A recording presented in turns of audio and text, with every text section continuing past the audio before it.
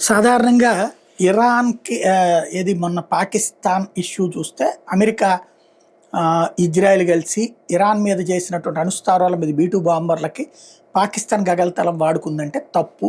అది అబద్ధమని నేను నిన్ననే ప్రస్తావించాను. ఎందుకంటే ఎట్లా తిరిగి ఎందుకెళ్ళాలా? అట్నుంచి డైరెక్ట్‌గా వస్తుంటే ఇది ఇటుంటే మళ్ళీ ఎట్టా తిరిగి ఇటెందుకెళ్తది? స్ట్రెయిట్‌గా వచ్చినాయి కొట్టాయి.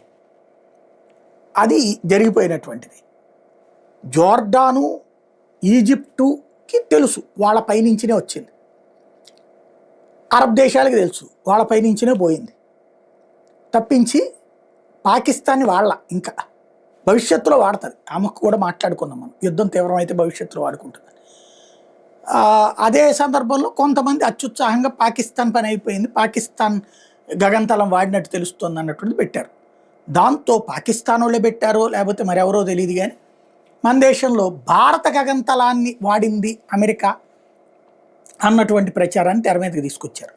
దీనికి ఇప్పుడు ఇరాన్ మీద దాడులు చేయడానికి భారత గగనతలాన్ని అమెరికా ఉపయోగించుకుందంటూ సోషల్ మీడియాలో వస్తున్న వార్తల్ని కేంద్రం ఖండించింది.